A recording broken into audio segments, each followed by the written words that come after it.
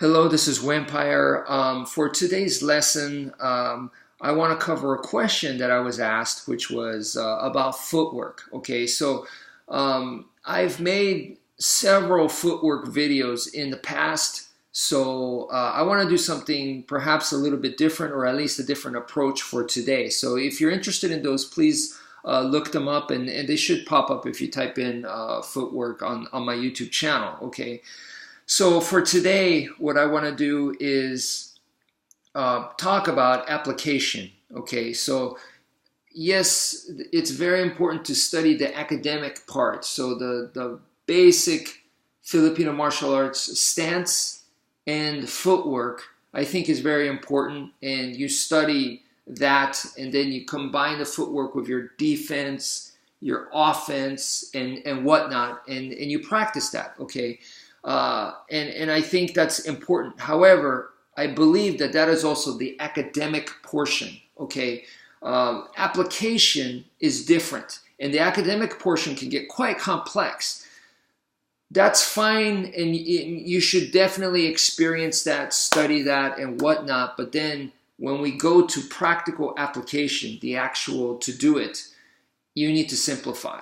Okay, you simplify, and that's where I want to kind of start the video. So what I want to teach you guys first for application wise, and I'm not knocking any of the traditional martial arts footwork, because once again, if you come to me in person, I will teach it to you. I will teach you that stuff, but I will also make it clear, and I think this is what is important, is that for the application, we got to simplify. And what worked for me in the past, when I went full contact or when I sparred with people with or without weapons, what I used was a circular footwork that comes from kickboxing and boxing. Okay, so I'm going to show you guys that right now. So you're going to take your stance. Okay, so notice I'm not square, I'm bladed. All right, so from this bladed stance, okay, I'm going to move in a circle right here. Boom, boom, boom. You see? So it probably in the video you can't see right here because it's not enough space. So I just moved to the right. That's all you're seeing. But it's actually I'm going around. So I'm making a circle. Okay. So once again, from here, I'm going 1, 2, and I'm moving off to the side. Okay. And then I'm also moving this way and this way. Okay. So I could go circle in either direction. Which direction am I going to go for? I'm going to go for the direction, like if they're standing like this, if they're standing this way, then I'm going to head this way because I want their back. I'm not going to go this way where I have to face both of their arms and both of their legs.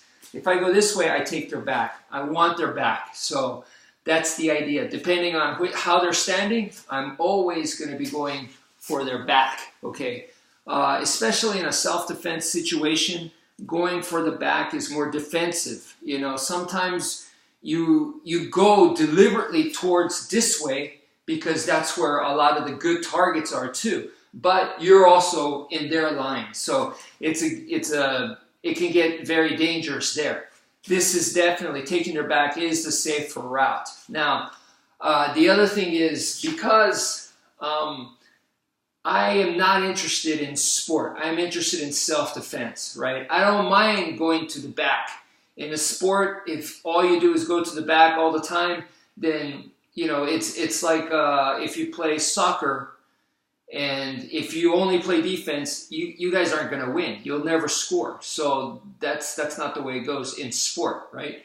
But for self-defense, I think it's fine to go towards the back. And then the other thing is, right, when you're moving like so, notice the way that I'm moving is I'm using my own leg, the front leg, as a shield to protect my junk. Okay, so notice when I'm moving off to the side, I'm not moving like this because then I'm exposing this. So you see this, and you see this, and you see this. See, I'm using my leg as a shield, and if I feel like I'm vulnerable to getting kicked here, I'm getting out. I don't want to be there, okay? Because yes, I'm worried about it, I'm thinking about it, and I believe you should be. So if I'm going to go this way, look, I'm keeping that leg in the front over here to protect the junk, Okay, so some sport fighters, they don't have to worry about that. So they, you know, or should I say, it's not legal in sport to do that. So a lot of times they forget about it. You know, the ones that come from martial arts, they might tend to think about it and keep those kinds of good habits. But the ones that didn't, and they're just there for the sport, either they don't know it, or, you know, and then you see it in sport fighting where sometimes it happens by accident. And man, I just saw recently a video where the guy got nailed there, and it was bad. He was in a tremendous amount of pain.